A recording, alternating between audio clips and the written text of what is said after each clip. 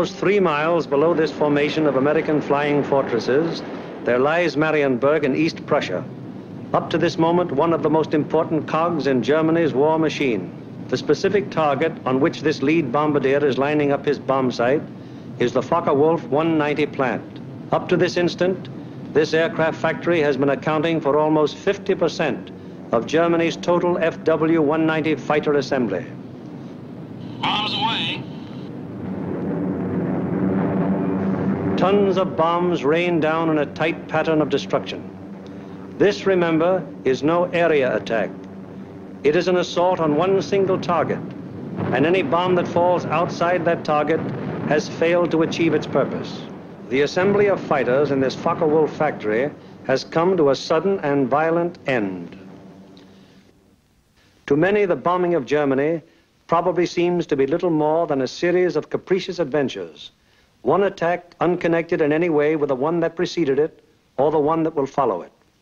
It is easy for the average citizen to envision the positions of ground armies because of maps like these, which make the positions of the contesting forces quite clear.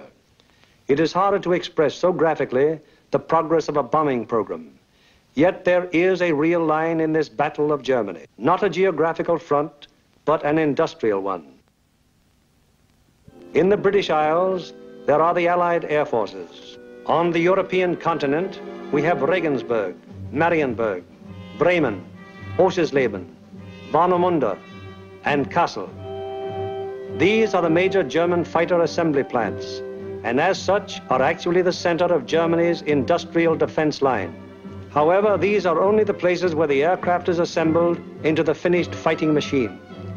Component parts for German fighters are made at Anklam, the Weser Flugzeugbau Works at Bremen, the great Hedderheim Propeller Works near Frankfurt, the aircraft tire factory at Hanover, the CAM ball bearing plant at Paris, and the ball bearing factories at Schweinfurt. Obviously, an assembly plant can't operate if other plants aren't building the parts from which the enemy planes will be assembled. Hulls produced 29% of all German synthetic rubber production and is in fact responsible for 18% of our entire supply of rubber, natural or synthetic. At Bochum, there's a great steel plant producing high-grade aviation steel. Herøya, up in Norway, is a great producer of aluminum and magnesium, metals which figure importantly in aircraft production. At Ham, there are great railroad marshalling yards, having a capacity of 10,000 freight cars a day. Much of the tonnage handled here is closely connected with the manufacture, assembly, maintenance, and repair of enemy aircraft. And so it is all over Germany and occupied Europe. Everywhere there are plants and installations that contribute directly or indirectly to the making of German aircraft. Industrial bastions which must first be ripped apart before the enemy's armies can be destroyed. The smashing blows by the Allied air forces at Hulls, Herøya, Regensburg, Schweinfurt, Hanover, and Frankfurt have had the result of piercing the German industrial line to the extent of 37.5% of estimated single-engine fighter production in September of 1943. If this rate of drop continues, there can be only one result: the eventual disappearance of the Luftwaffe as a defensive force. But these attacks have had other far-reaching effects. For instance, in January of 1943, just when the 8th Bomber Command had started daylight attacks against Germany proper, 42% of the German fighter strength was concentrated in Western Europe, 33% of it in Russia, and 25% in the Mediterranean area. After 10 months of American bombers appearing by day over Germany, the figures line up more like this. On the Russian front, 19%. In the Mediterranean area, 12%. And in Western Europe, 69%. Germany thought it was urgent enough to withdraw fighters from 2 important theaters, all in a vain attempt to save their crumbling industry from the grim, destructive blows of the British-American bomber offensive. That is why the Battle of Germany is being fought. Now we come to the problem: how are the targets selected? And what enormous effort is necessary for the 10 or 15 minutes that our air task forces will be over any given target? The daylight bombing offensive against Germany is the responsibility of the 8th Air Force. Under the 8th Air Force are the 8th Bomber Command, the 8th Fighter Command, and the 8th Air Service Command, all of whom contribute to every bombing mission. But it is the Bomber Command which is charged with the actual destruction of the selected targets. The Bomber Command, with which this picture is primarily concerned, is divided into 3 divisions. Each division has a number of combat wings. Each combat wing, in turn, has 3 groups. This is the chain of command. Since the operations which we are to follow, there have been some organizational changes, but they are principally changes of nomenclature and have not affected the broad strategical and tactical purposes of the organization. For instance, what is referred to as Bomber Command in this picture is now the 8th Air Force. Weather is the greatest single enemy of the 8th Bomber Command, for here is to be found the most changeable, treacherous weather in the world. To keep the most accurate possible check on weather conditions all over Europe, the RAF has established vast communication and reporting systems. Weather planes such as this Mosquito and our own B-17s are continually in the air in an effort to know in advance what the weather will be over Europe and the United Kingdom. Men like this supply a major portion of the data from which 8 main weather maps of Europe and of the United Kingdom are drawn each day. In addition, there are 4 upper air maps and 8 maps of a miscellaneous classification.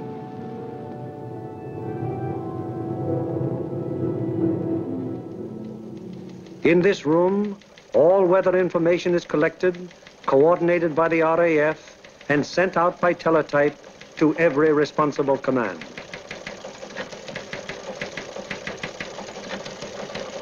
This is the weather section in the operations block at the Bomber Command. Here, the information gleaned from the weather stations is put together and correlated into weather maps. Accurate predictions must be made as to the direction and speed of the wind, downward and forward visibility, temperature, humidity, possible icing conditions, and probable atmospheric pressure at the bases, en route, and over the target.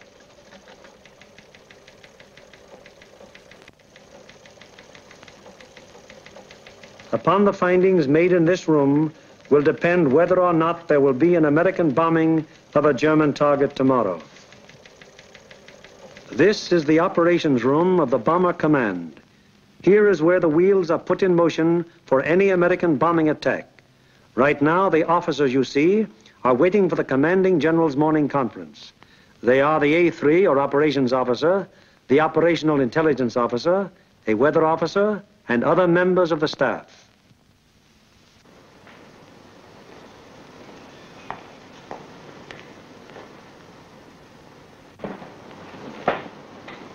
What's the weather prospects today, Major? It looks like most of Germany will be pretty good, sir. But we have a warm front approaching from down here, which we do not expect to affect the bases until late in the evening. How's the weather at Anklam? At Anklam, sir, we expect 2 to 5 tenths of low cloud and small amounts of middle and high cloud above 18,000 feet. Visibility 6 to 8 miles. How about Marienburg? At Marienburg, 2 to 4 tenths of low cloud, little or no middle or high cloud, visibility 6 to 8 miles. What will it be at Danzig and Gdynia? At Danzig and Gdynia, sir, 2 to 5 tenths of low cloud, 2 to 4 tenths of high cloud above 23,000 feet. Visibility in there about 5 miles. Give me the map of Anklam and the picture of the aircraft factory there. Yes, sir.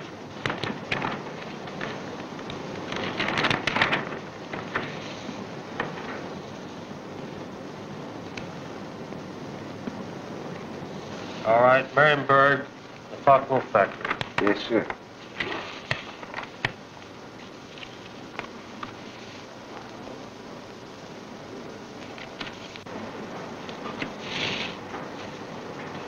We will attack Marienburg with 2 combat wings, Anklam with 2 combat wings, shipyards at Danzig with 2 combat wings, and the port facilities at Gdynia with 2 combat wings. That will require a maximum effort.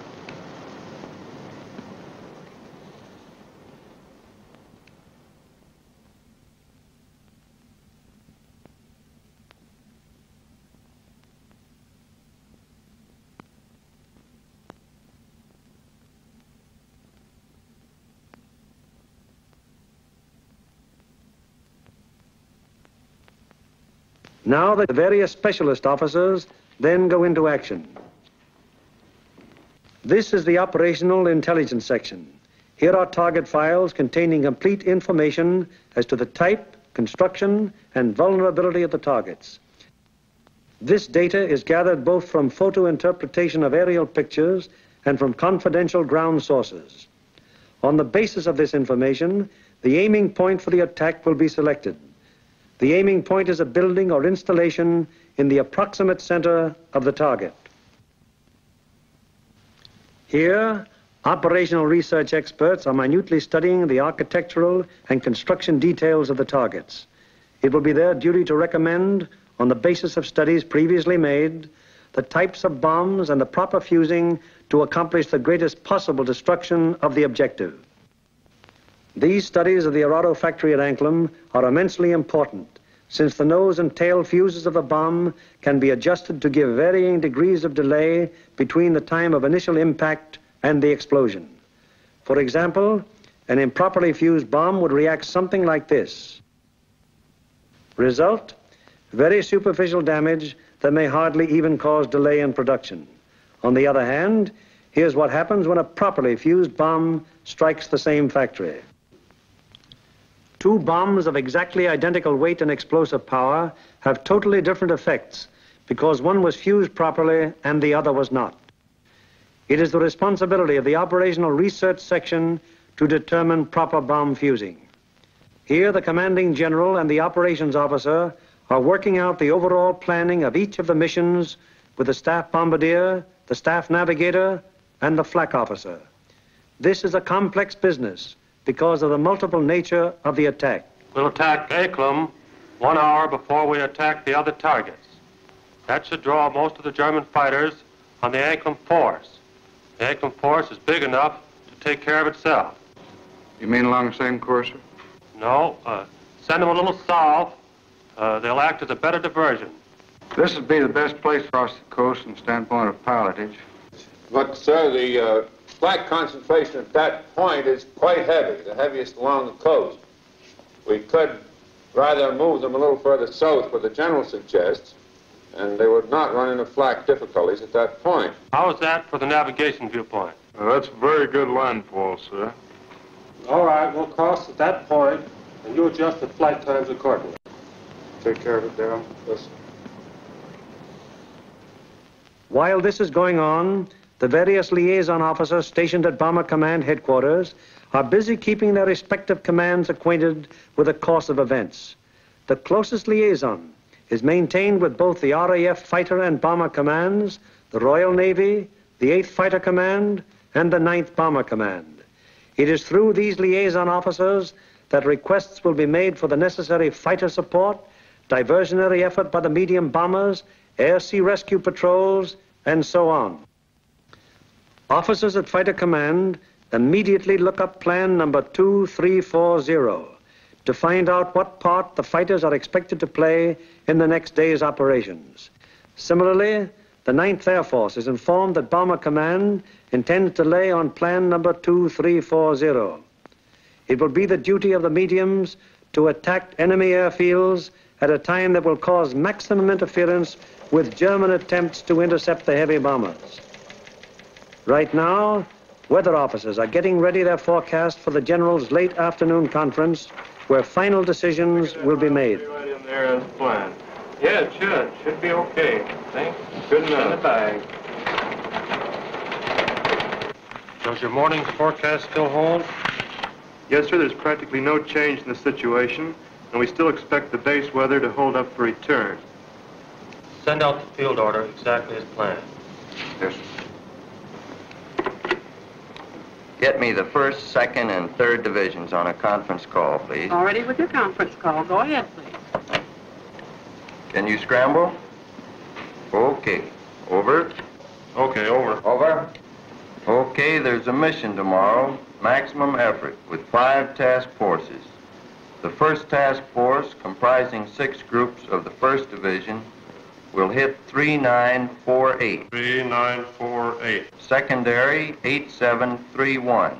8731. Last resort, 9009. 9009. The 2nd Task Force, comprising 5 groups of the 3rd Division, will hit 6848. 6848. Secondary, 6424. 6424.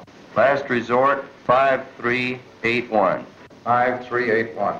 The 3rd Task Force will comprise 4 groups of the 2nd Division, which will hit 6424. 6424. Secondary, 5381.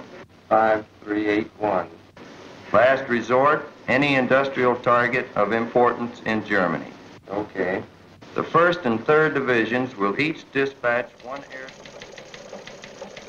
The field order now goes over the teletype to all interested units and command. The first step has been taken in the sequence of events that will finally result in bringing our planes over the targets and discharging their bomb loads.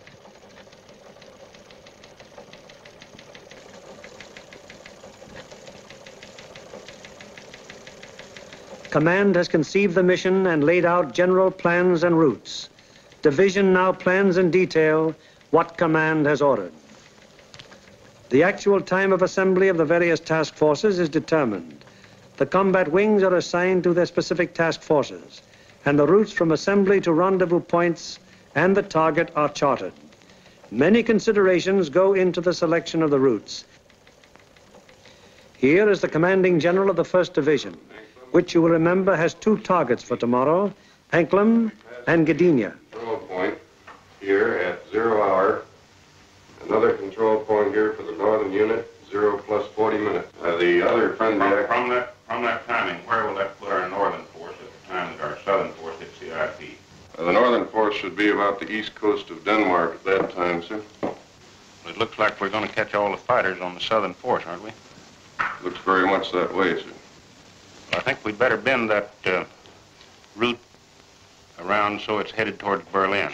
If we can pin those German fighters down in Berlin until we can get started home, they'll never catch us. At the 2nd Division, the target for tomorrow is Danzig. Danzig, eh? That's fine. How many ships do we have for tomorrow? Well, sir, if you recall, General, on our last mission we had heavy battle damage, and not all those aircraft are repaired yet. Call up the wing commanders and have them put pressure on the groups to get their maintenance crews to work on these ships tonight and get every possible airplane on the line in the morning. The 3rd Division, which will have for its targets Marienburg and Gdynia. Looks pretty good, sir. We're going to be right over a lake there for a good checkpoint at the turn. We're going in against the sun. The sun will be at our back, sir. Defenses at the target. Major Frost, what about the flak defenses? Sir, at the upper target, there are 24 guns. That approach is good. The lower target isn't defended by heavy guns. No heavy guns whatever at Marienburg. None, sir. The division's operations officer bases his precise plans on aircraft and crews available at the various groups. He then calls the combat wings to give them advance information before the field order actually arrives. Operator, give me combat wings conference, please. Okay. Scramble, over. Okay. Over. Over. For tomorrow, 1st Bomb Division will be called on for 2 task forces. 1st Task Force will be made up of 2 combat wings on targets 3948. 3948. 8731. 8731. Last resort 9009. Lead group in this task force. Okay, ready to scramble? Over. Okay. Over. There'll be a mission tomorrow, and I want 2 groups from each combat wing.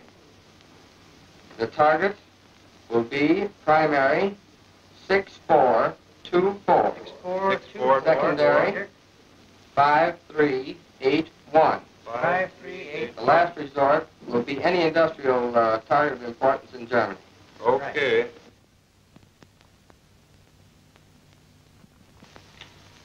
There's an order coming through. The 3rd Division will furnish 8 groups. 1st and 2nd wings, comprising the 2nd Task Force, will hit 6848. 6848. Secondary 6424. 6424. Last resort 5381. 5381. Last resort.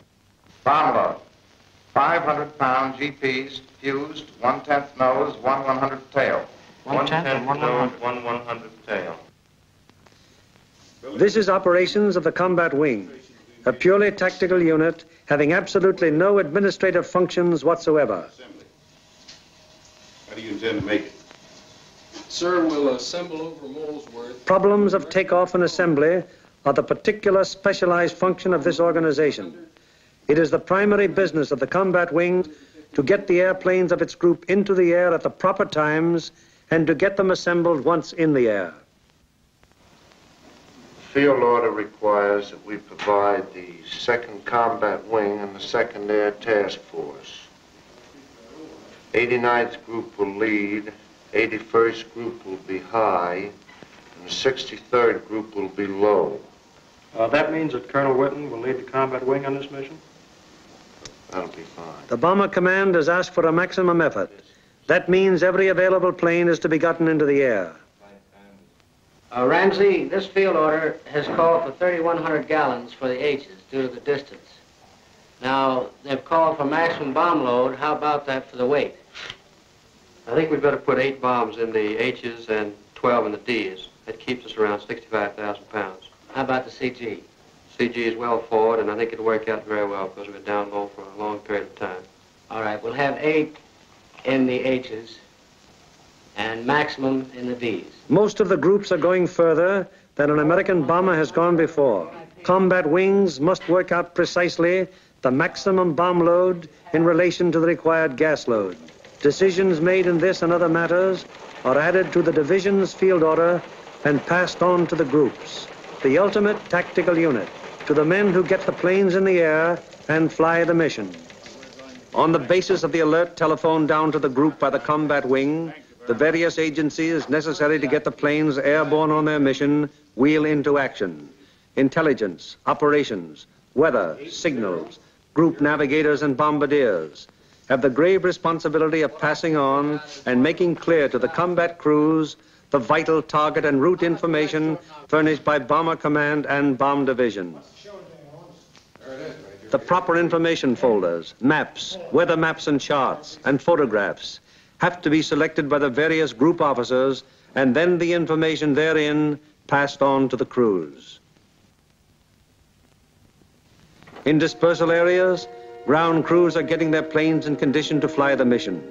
The normal work of keeping an airplane fit for operation is enormous, even in peacetime. When you add to this already great job the element of battle damage, the problem becomes gigantic. Engines, wings, propellers, controls, wiring, fuel system, oxygen system, the 1,001 elements that go to make up the complex mechanics of a heavy bombardment plane all must be kept in perfect shape.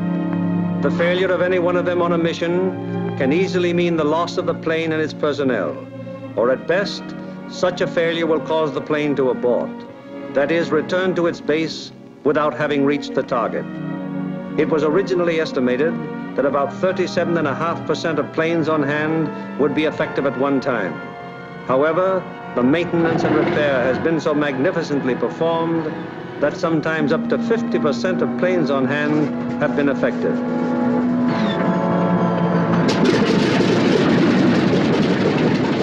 Ordnance is already at work, getting the bombs in their racks and loading ammunition onto the plane. These are 100-pound incendiaries.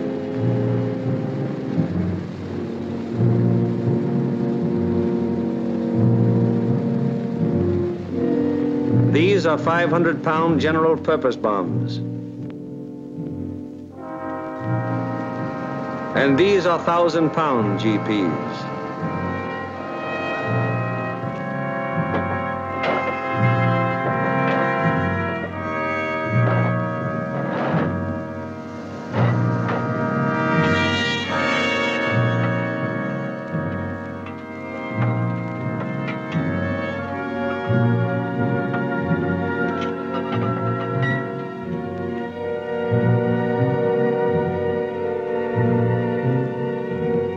The bombs have to be placed in their racks very carefully. One bomb sticking in its rack through careless placement might make a whole mission useless so far as that individual plane goes.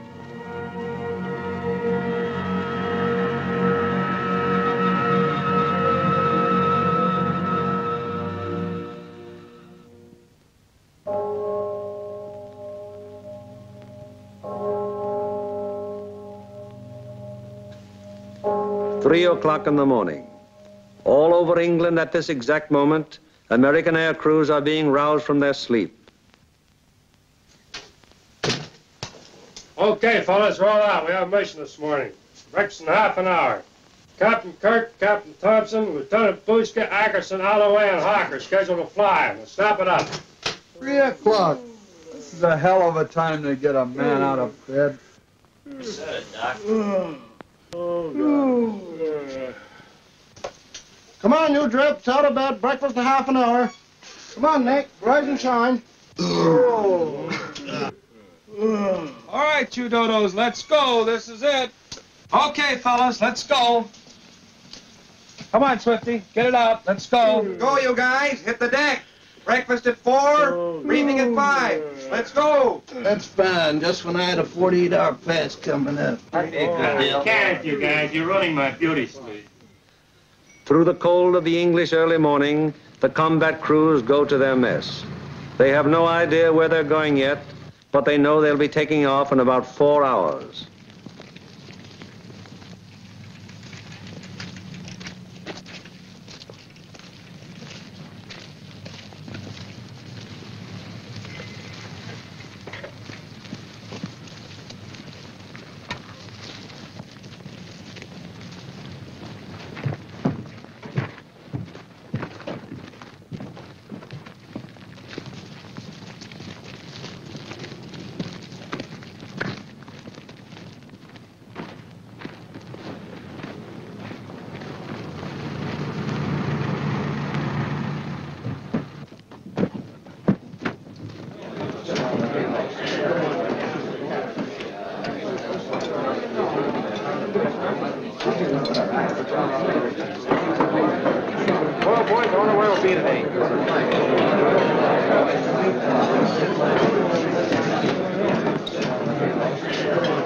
How do you figure those Jerrys will be today? What do you think, Doc? They'll be shooting at us.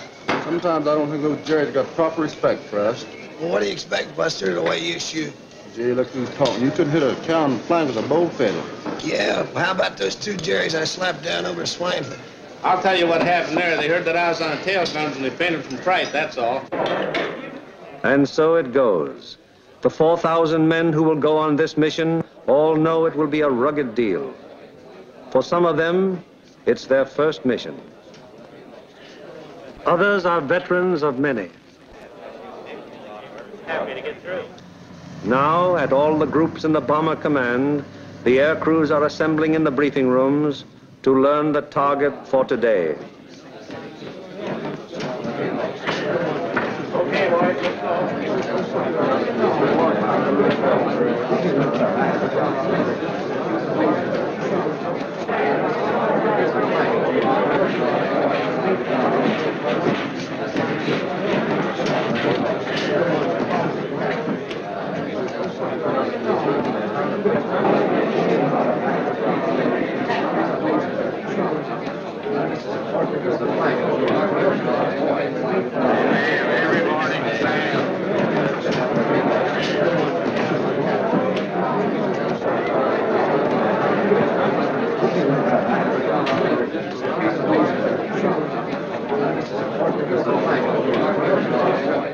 This is the briefing room of the 303rd Group.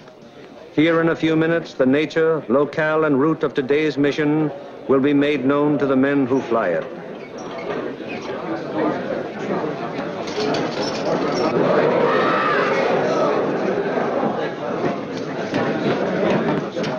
Target for today is Anklam. Specifically, you are to destroy the Arado factory. This plant manufactures aircraft components, principally wing and tail assemblies for the Focke-Wulf 190. The parts are then shipped to New Brandenburg for assembly. I cannot stress upon you too much the importance of this target. If it is successfully destroyed, it will have a very serious effect on Germany's aircraft production. Lights, please. Your IP is on the northwest side of New Brandenburg. Your heading on your run-up will be 45 degrees true. Immediately after your turn, you have an aerodrome on your right, almost directly north of the town. You should be able to pick out Friedland, 6 miles to your right and halfway between your IP and the target. Along this route, you should be able to see the main line railroad and the main road. From Friedland, the main road moves in toward your run-up and goes into Anklam, but the railroad terminates at Friedland. Shortly after passing Friedland, you will see a peculiarly formed wooded area on the right of your course. From here, pick out the aerodrome slightly southwest of the city and the intersection of the main railroad and the Peene River just outside of the town to the north. Night target map.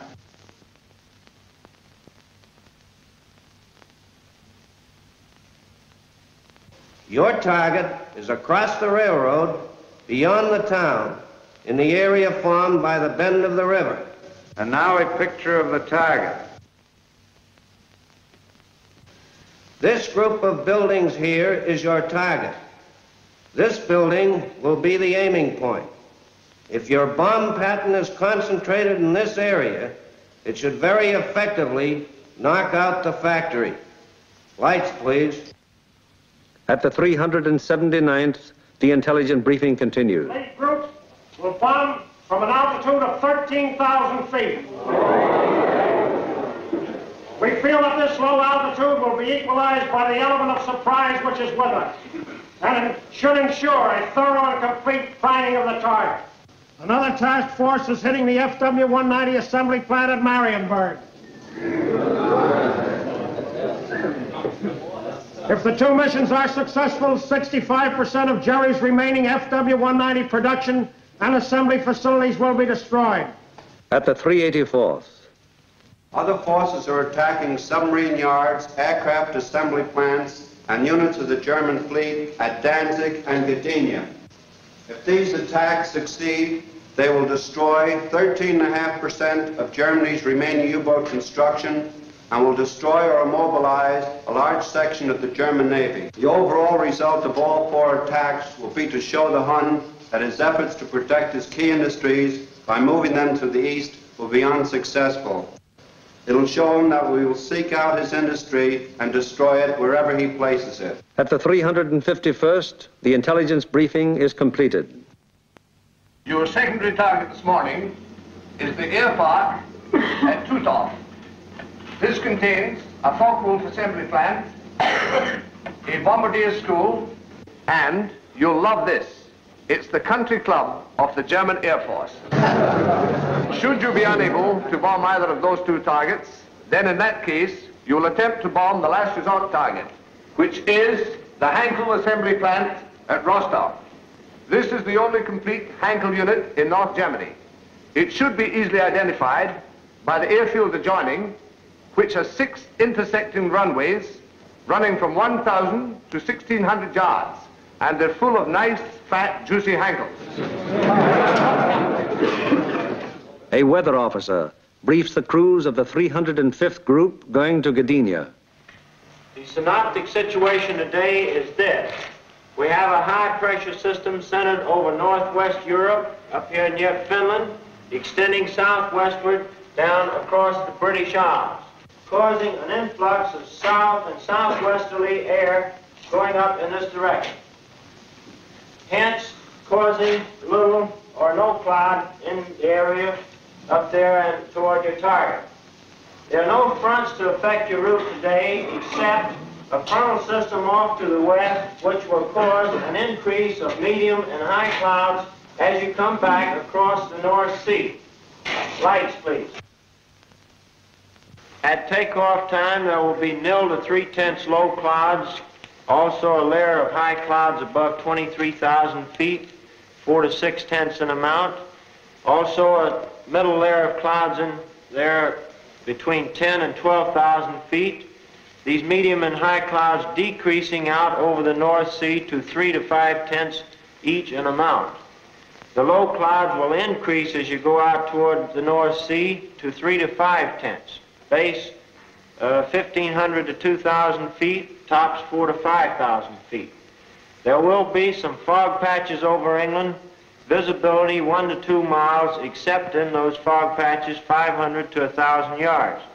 Visibility increasing rapidly out over the North Sea and the remainder of your route to 4 to 6 miles. The high clouds continuing 3 to 5 tenths, and also the middle clouds on toward the target, decreasing to nil at the target. Low clouds continuing 3 to 5 tenths, decreasing to 2 to 4 tenths at the target, base 2,000 feet, tops 5,000 feet. Visibility 4 to 6 miles. The temperature at bombing altitude, minus 26 degrees centigrade. The freezing level on your route out, 12,000 feet over the North Sea with light rime in the middle clouds. As you return back to base, that freezing level will lower to about 7,000 feet, continuing light rime in your middle clouds. Now, on the return route, weather will be very similar to your route out, except your clouds increasing in amount as you proceed back across the North Sea. Base on return, visibility 4 to 6 miles. A flak officer briefs the 389th Group of the 2nd Division going to Danzig. Gentlemen, this morning, because we are going to cross the Danish coast at such a relatively low altitude, we've planned the route so as to avoid as much flak as possible. At any rate, any flak that you do encounter will be merely a deterrent in nature. However, you can expect heavy flak batteries at a place where we make landfall here at Namindegab, about a mile south of Kursk.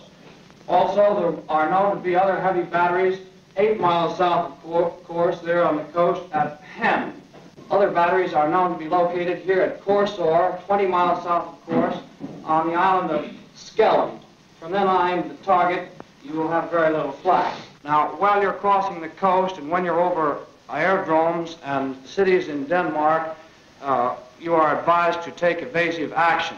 Now then, when you get to the target itself, your anti-aircraft fire from the ground will be known to be supported by fire from naval units. Now, for those of you who have never been fired on by a naval unit, I want to add that naval units can put up a hell of an intense barrage, and you want to look out for it. An operations officer briefs the crews of the 94th Group of the 3rd Division. This group is leading a formation to Mariensburg today. The 880th will be high group and the 764th will be low group. Bomb load of each ship will be 3 1,000-pounders, use 1/10 nose and 1/100th tail. Get that, bombardiers. You'll also carry 5 M47A incendiaries. You'll have full Tokyos, 1,000 gallons extra. Takeoff will be normal, assembly 1,000 feet over the field. After takeoff and assembly, proceed up this line to this point. This will be your combat wing assembly line. You'll leave the coast at this point here, that's Splasher 15. Let's not have any stooging around over England, it's a long haul.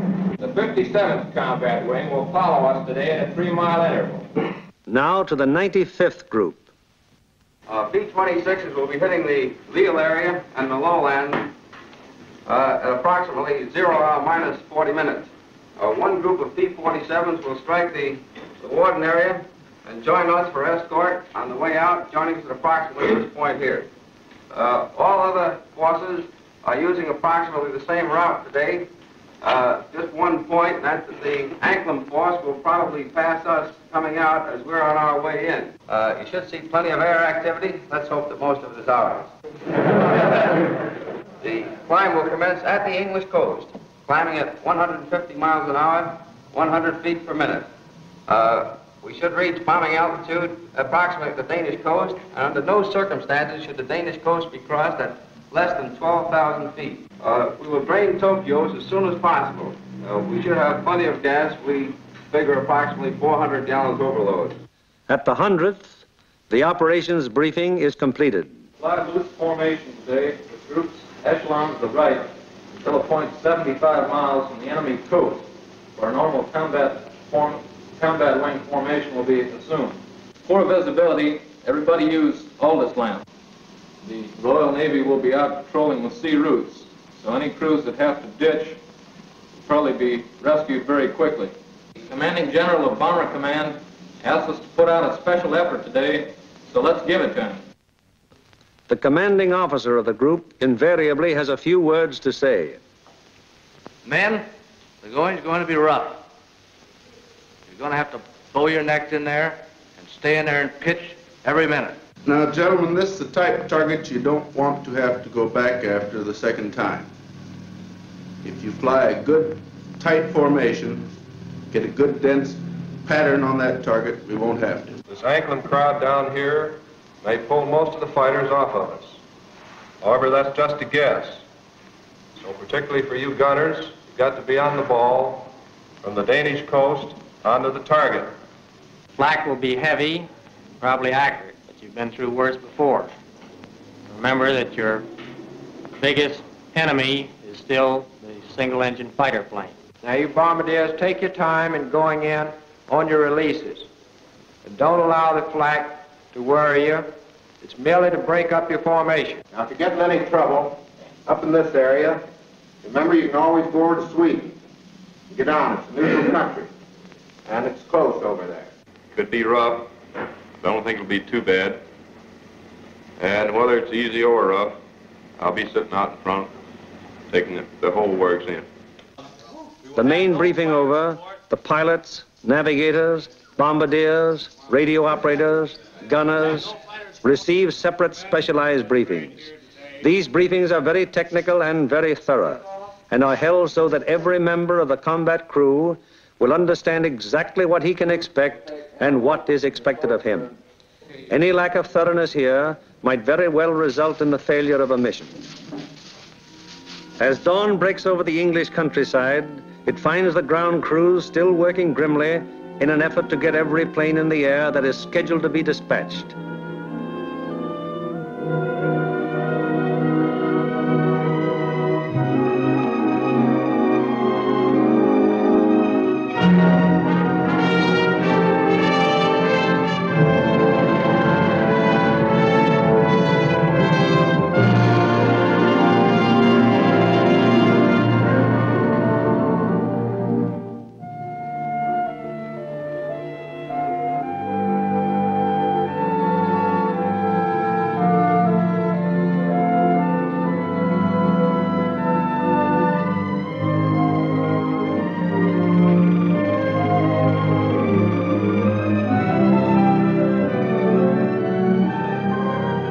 These men take as fierce a pride in their planes as do the air crews.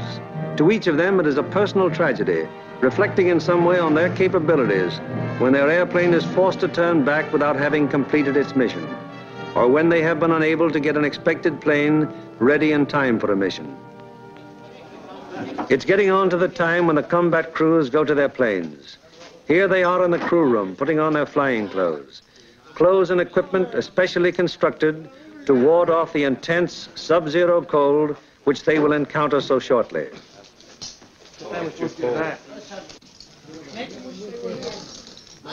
All air crew members receive escape kits containing equipment that will help them get back to safety if they are forced down in Germany or in occupied territory. The pilots, co-pilots, navigators and bombardiers are also issued battle folders containing the maps which will be of such vital importance to them in the prosecution of the mission. The men turn in all personal papers and valuables, which might serve to give the enemy information in case of capture.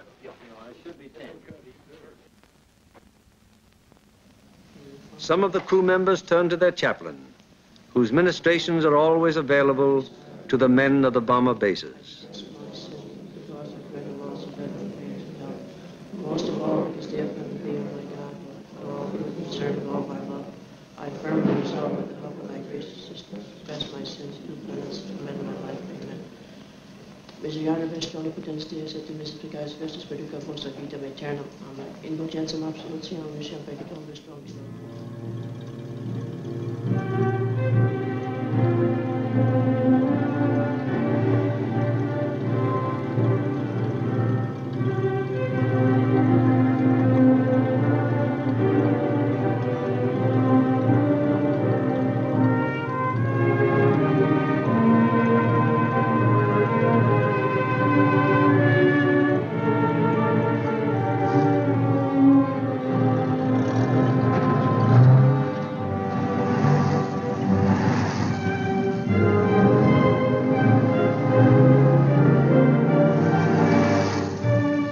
So changeable is the weather in the European theater that sometimes widely varying conditions will be found on fields only a few miles from each other.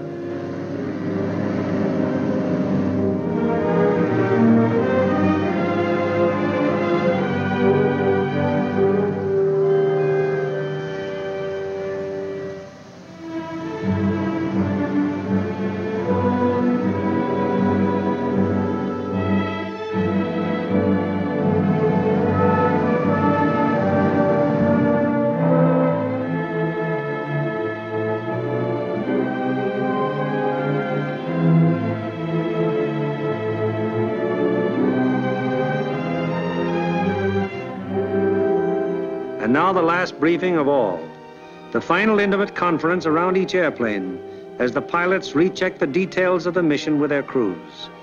Crew members have ceased to exist as individuals. They are now 10-man teams, and on the excellence of their teamwork will depend the success of the operation.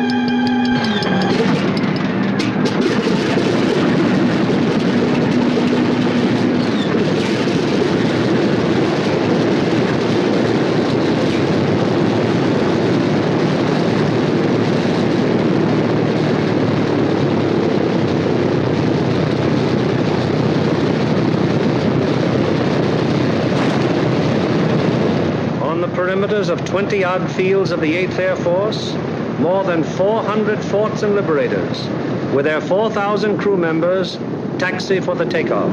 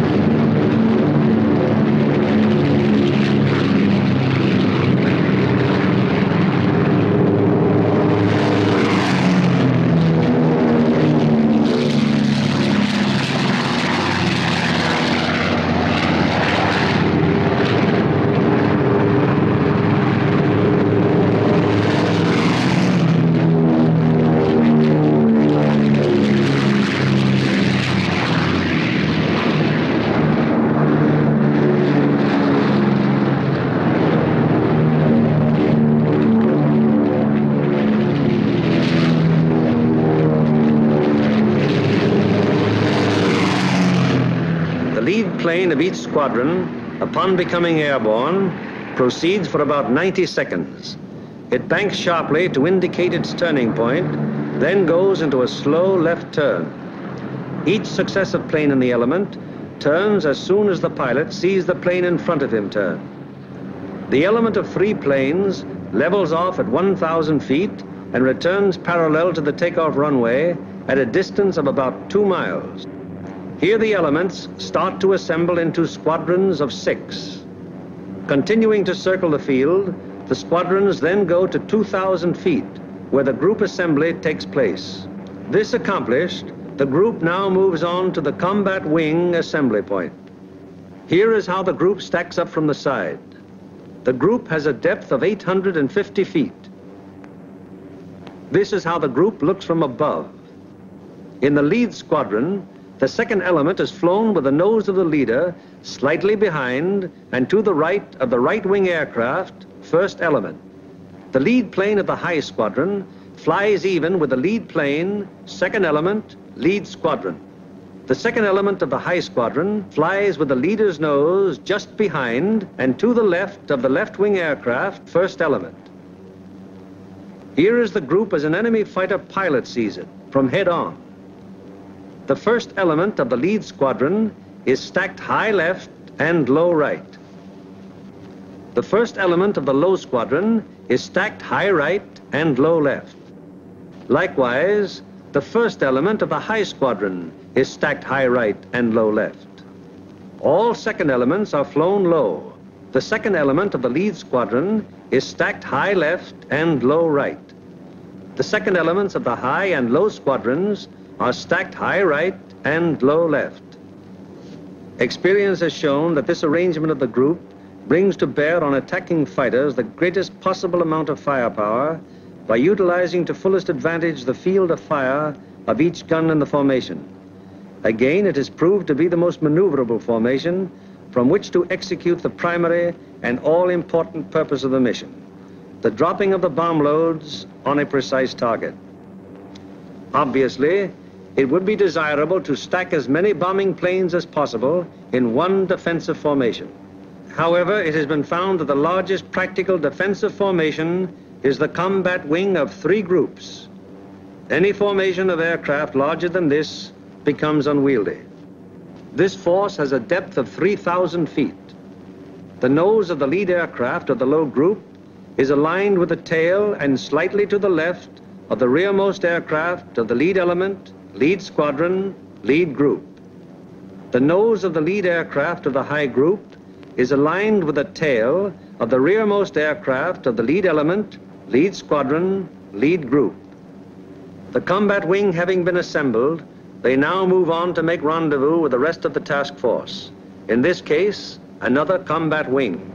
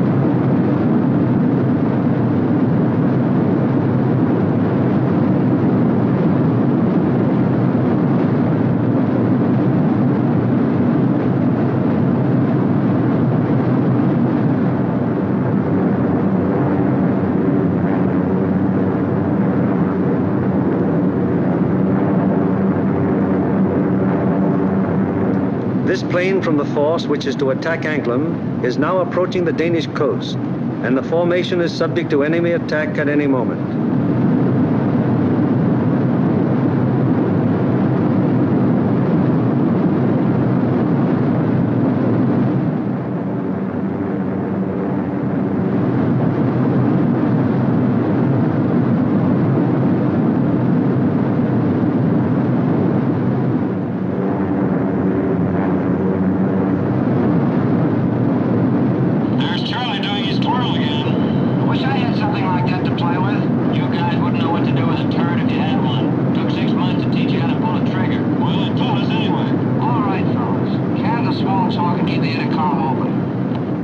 It is now 10:30 hours, and Denmark has been penetrated to some distance without any great opposition as yet.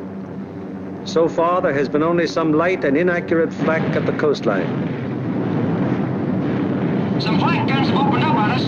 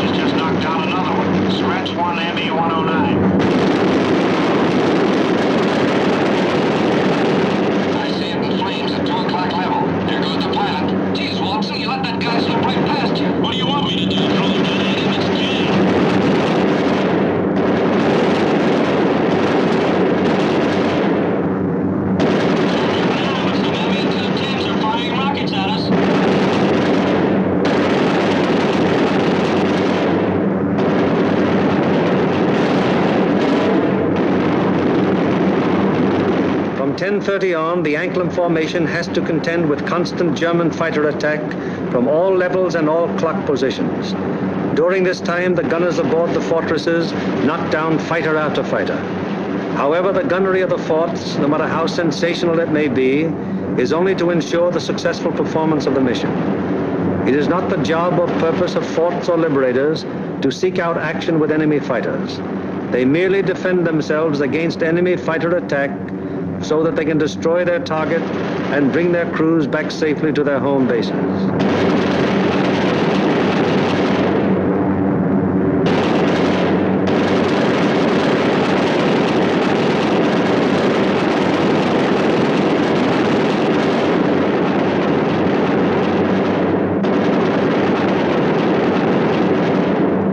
An anxious moment comes now for the lead navigator and bombardier. The formation is approaching the initial point. That is the point where the wing will turn off and make its bombing run on the target. Upon proper navigation to this point may rest the success of the entire mission. Pilot to left waist gunner. We're over the IP. Release flares. Waist gunner to pilot. Roger. Once the combat wing has reached the IP, it breaks up into 3 component groups, for the wing formation is too unwieldy for a unit bombing operation. As the IP is reached and the lead airplane of the lead group is about to make the turn, it fires 2 red flares, spaced 5 seconds apart. Then the group makes its turn onto the run-up. The low group goes on straight ahead for 20 seconds, then makes its turn. The high group proceeds for 20 seconds beyond the low group's turn, then it turns on to the run-up. The most critical defensive period in the mission has begun. The wing, to accomplish most efficiently its primary purpose, the bombing of the target, has sacrificed its mutual defensive firepower, and the groups are thrown on their own. Now the crucial moment is almost here, the moment around which the entire mission revolves.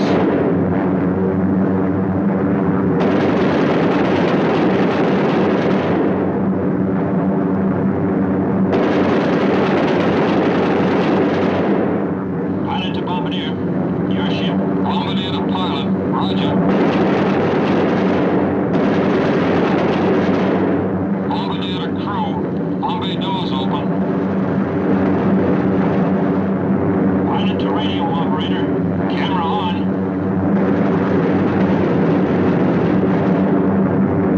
The bomb bay doors open. The group is committed to its attack.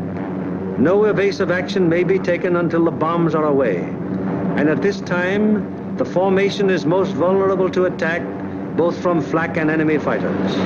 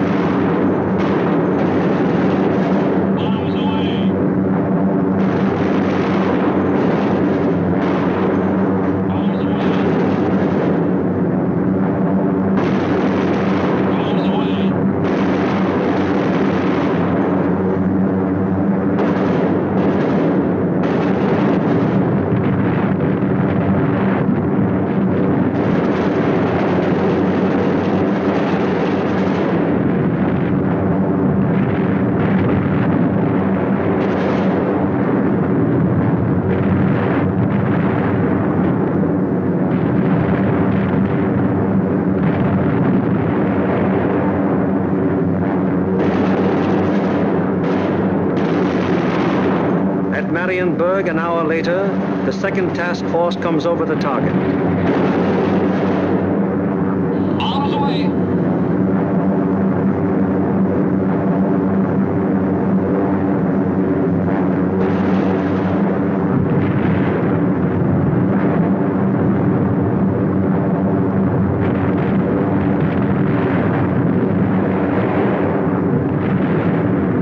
The third task force comes over its target at Danzig.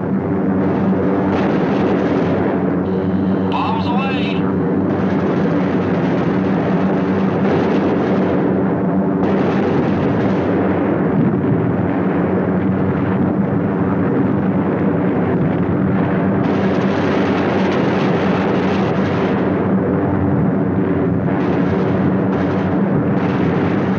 The fourth and fifth task forces arrive over the harbor area of Gdynia. Bombs away.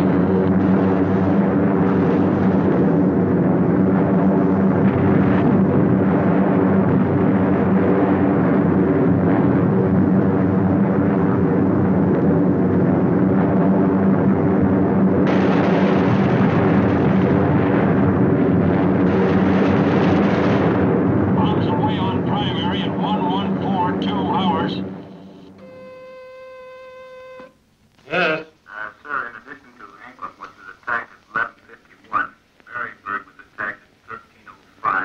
It is standard procedure for the group leader to inform Bomber Command the moment the target has been attacked. Bomber Command, in turn, promptly informs the commanding general of the 8th Air Force. Hillmaker, I have the additional information. I reported to you that Anklam was attacked. Well, all primaries were attacked. We received strike messages on all primaries. Danzig at 1307, Marienburg at 1305, and Gdynia at 1311. Yes? Yes, sir, I'll advise you as soon as they land. After getting bombs away and closing the bomb bay doors, the groups can now defend themselves again, at least to the extent of evasive action against the flak and fighter attack.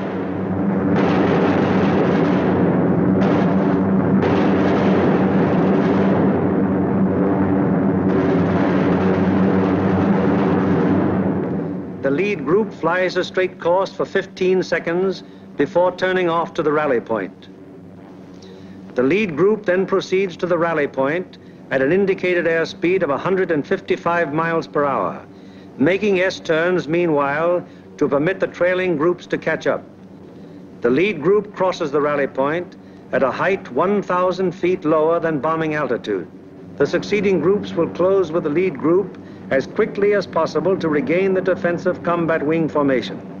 The following groups need not necessarily pass exactly over the rally point in regaining wing formation.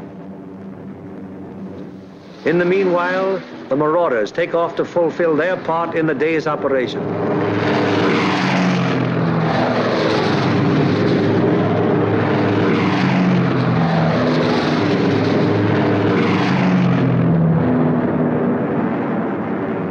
They bomb the aerodrome at Woensdrecht, one of the most important of the enemy's fighter bases. This blow by the medium bombers is timed so as to provide the maximum interference with the enemy's capacity to intercept our withdrawing heavy bombers. Last off are the fighters. Their great speed will enable them to reach the Leeuwarden district in a short time, sweep the area clear of enemy fighters, then give the heavy bombers withdrawal support from the enemy coast home. At the fields, it's getting on towards the most nervous of all times, the estimated time of return. Everyone who stays behind sweats out this period at the end of each mission. Here at the control tower, at the dispersal areas, at the Red Cross, at the officers' club, everywhere on the field, the one thing paramount in everyone's mind is that the group is due back.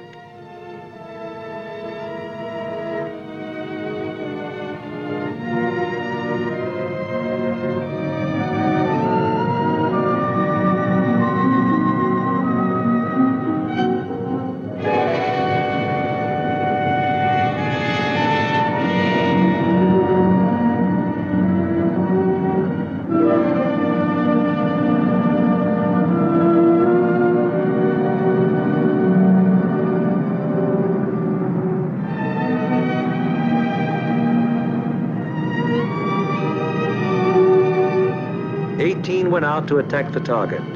How many have returned?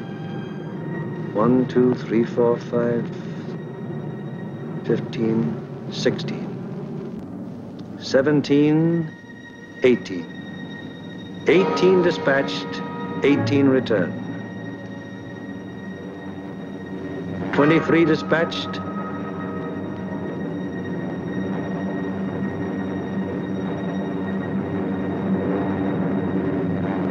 23 returned. However, there are other groups which weren't so fortunate. 18 dispatched, 17 returned. 20 dispatched, 19 returned. 20 dispatched, 14 returned. 19 dispatched, 18 returned. 20 dispatched, 10 returned. 18 dispatched,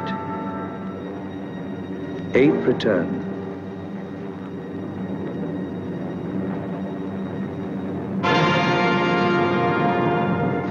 Flares dropped from aircraft signal the presence of wounded aboard. These airplanes are given priority in landing.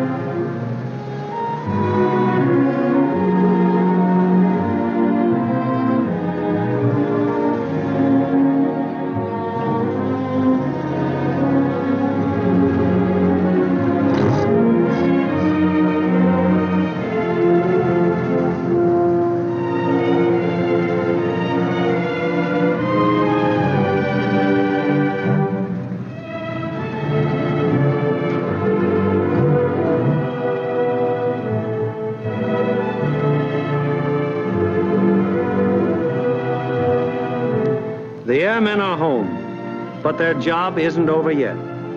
Before they can go to their billets for a well-earned rest, they must first undergo one of the most important phases of any mission, interrogation. It is highly important to question the crews at the first possible moment after the mission, while their impressions and memories are still fresh.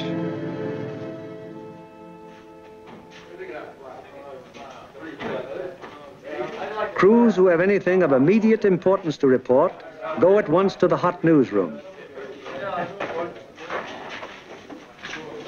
Hello, boys. How are they doing? Well, kind of long, but not too rough. Best bombing job we've ever done. Good, good. Somebody in trouble? Yeah, we saw a 1B-17 go down there just before we made landfall. Where was that? Well, that was at 5240 north. 5240, yes.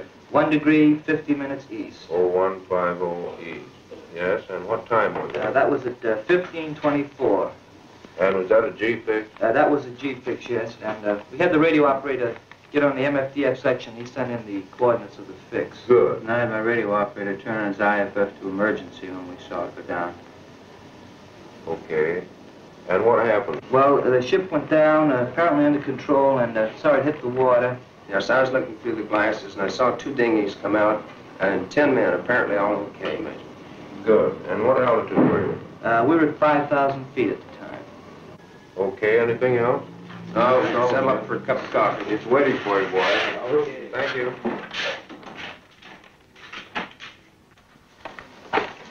Third Division, please. We are, Smitty. I got a B-17 crew down the dinghy. Thanks, Bill. 16 group, please. Special aircraft priority. Flight control, please. 16, bomb division here. We have a B-17 reported fixed at 52 degrees, 30 minutes north, 1 degree, 30 minutes east. That's right. He was seen to ditch, yes. He was seen to ditch at 15:24 hours by the reporting aircraft. 2 dinghies were seen to break out, and 10 men got into them. The reporting aircraft is at 5,000 feet. Yes, that position's an MF fixed.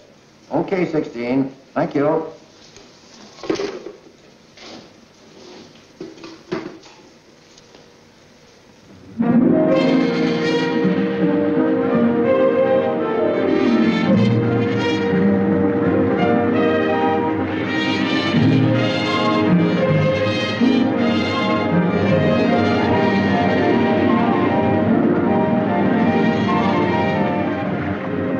In one way or another, scores of our crews are saved by air-sea rescue from the English Channel and the North Sea and returned to combat service.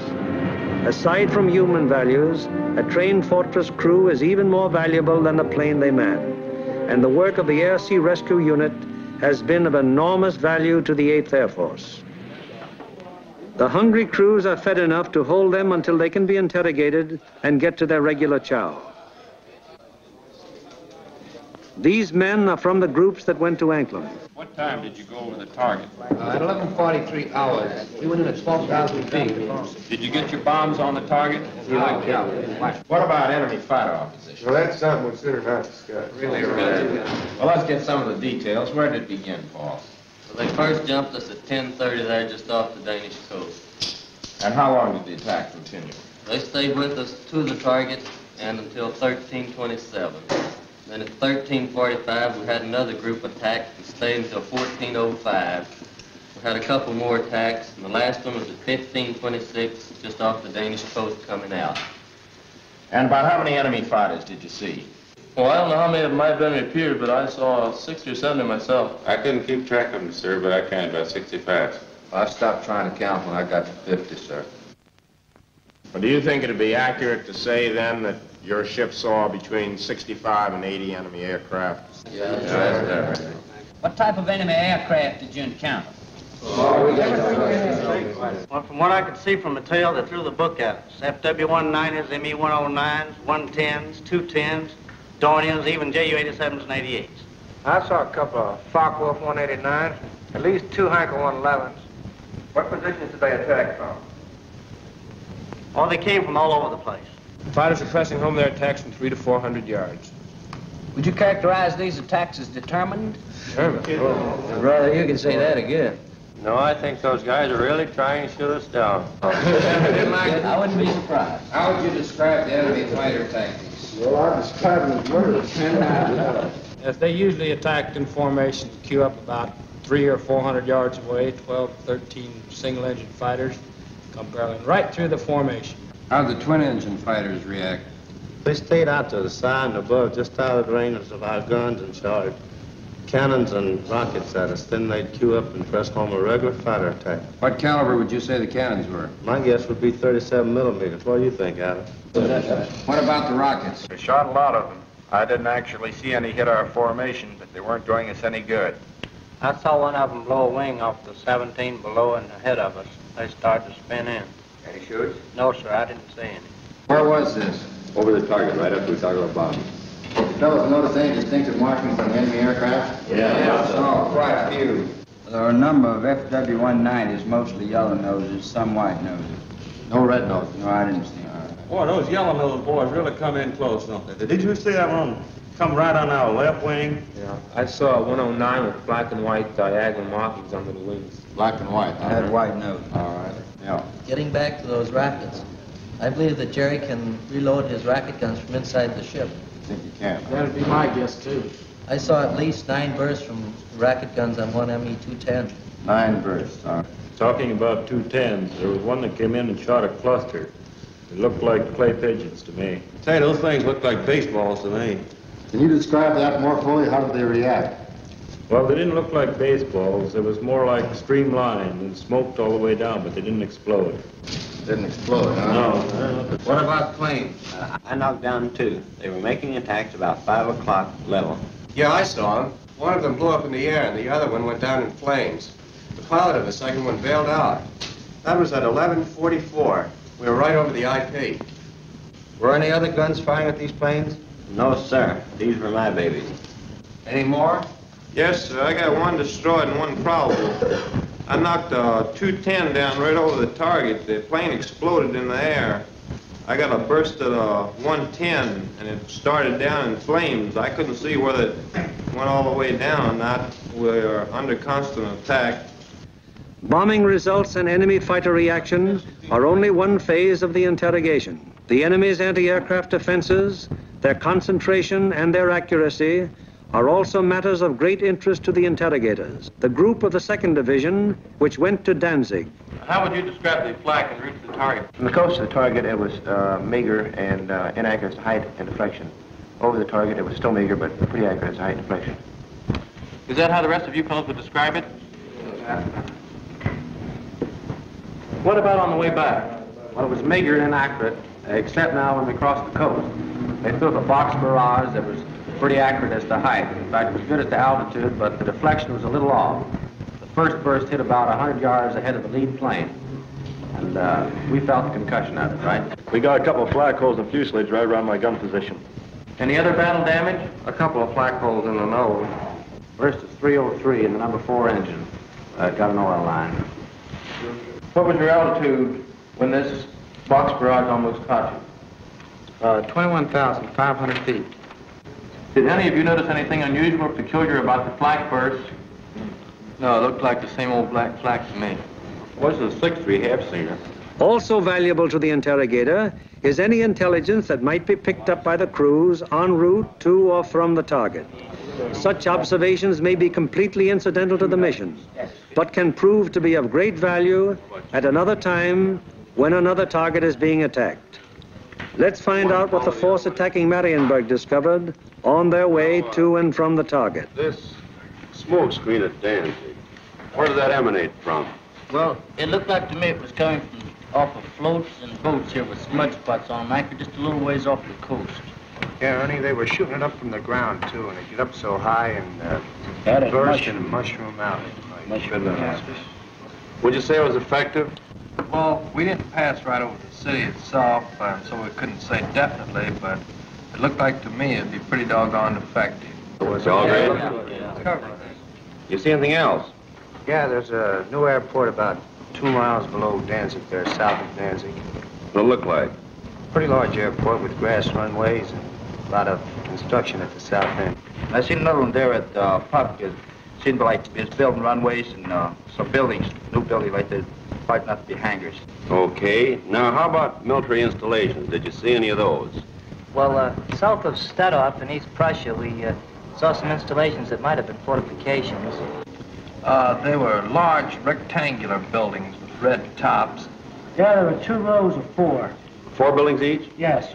Good deal. Now, did you see anything else? As soon as interrogation of the men is finished, the interrogation forms are checked and general statistics on the group's part in the attack are compiled. All right, let's get going on this report. Okay. B, number of aircraft dispatched. 20. C, number of aircraft attacking the primary target. 20. Hello, I want the A2 duty desk. Hello, this is Norgan 492. Got flash teletype report for you. You ready? The organizational flow which we have observed throughout this picture has now begun to operate in reverse. Information obtained from the crews is evaluated in divisional critiques, conferences in which all responsible group and divisional officers carefully inspect the detailed record of the mission, discuss any failures that may have occurred, and plan to prevent their recurrence. After a particularly large or important operation, there will be a command critique, with the 8th Air Force Commanding General presiding. Here in the dark room, the strike photos of the targets brought back by the returning planes of the group are developed and printed with all possible speed, so that experts at Bomber Command can assess the damage done. Coming in from planes of every group participating in the various raids and interpreted and appraised by trained photo interpreters, these pictures will give Bomber Command an excellent idea as to exactly what parts of the various targets were hit and how severely. Here, as seen in these pictures taken the following day by photo reconnaissance planes, severe damage has been inflicted on all the major and most of the minor buildings of the Arado factory at Anklam. This is a strike photo showing how Danzig looked during the attack. Very extensive damage has been suffered in the harbor area. Here is an annotated PRU picture of Gdynia as it appeared after the attack. A near miss is seen on the liner Deutschland type. The transatlantic liner Stuttgart does not appear in this picture, although she was seen afire and in the hands of tugboats immediately after the attack, as these strike photos reveal. Aside from the Stuttgart, several ships in the South Basin have been sunk or damaged, including the liner Oceania. Shore engines are also heavily hit. At Marienburg, the PRU photo discloses that the damage was exceptionally severe, almost every building having been destroyed or seriously affected. General Arnold has characterized this attack as the greatest example of precision bombing on record. Other targets will be as thoroughly destroyed.